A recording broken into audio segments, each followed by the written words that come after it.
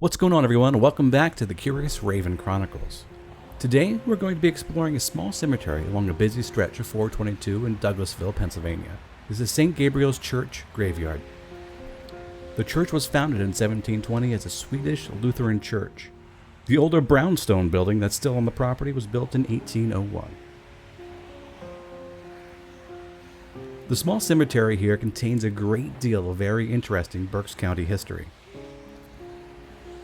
From a Polish frontiersman to Pennsylvania's first Chief Justice and Berks County's oldest documented grave. Our first stop, however, is the final resting place of Private Henry Wamback. On the last day of the siege of St. Petersburg, Private Wumbach died of wounds he received while fighting for the Union Army during the Civil War. He served as a private of Company C, Pennsylvania Volunteers. He would eventually move up to corporal of Company I of the 102nd Pennsylvania Volunteers,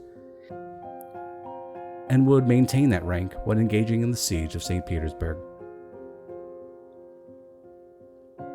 Our next stop is Private Joseph Lynch.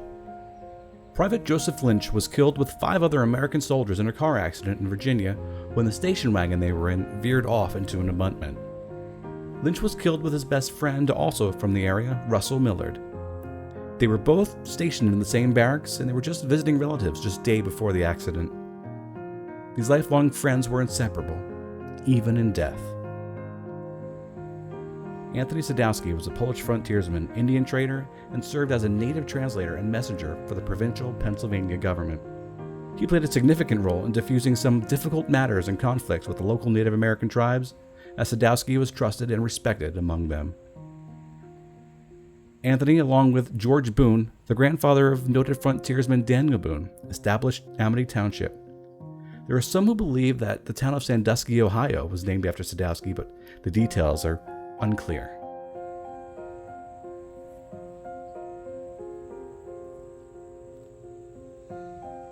These are 2 of the graves of the 22 Revolutionary War soldiers buried here. I've yet to confirm the identity of these 2 veterans, their resting place marked only by these rocks.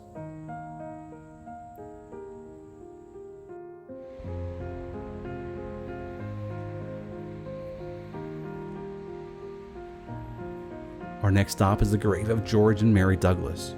George took ownership of the White Horse Tavern just outside of Pottstown. The tavern held a very significant role in the local battles of the Revolutionary War, not only as a hitching post on the way to Philadelphia, but also a mustering point and training ground for the local militia.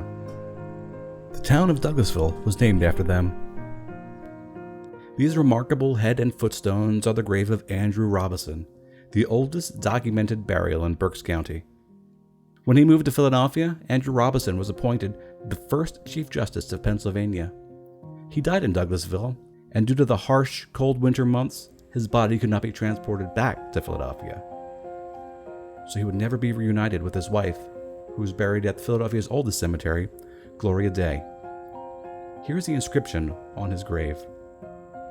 Here lieth ye body of Andrew Robison, who died February 19th, 1719, aged 66.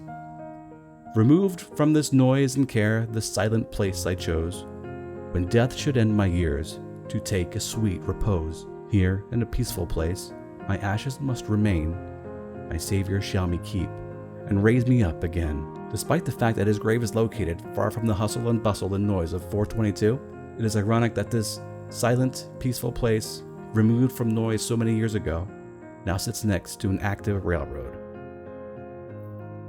We'll finish up the cemetery tour in a clearing on the other side of the cemetery. In what was once a meditative labyrinth, today it's overgrown and unkempt. Although it may be neglected, it is still a very reposeful area, far from the noise of the highways and the local train.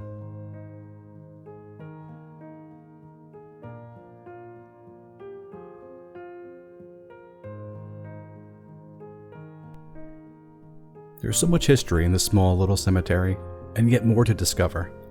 Thanks for watching. And if you enjoyed this video and want to see more cemetery tours and haunted locations, don't forget to like and subscribe. Thanks for watching.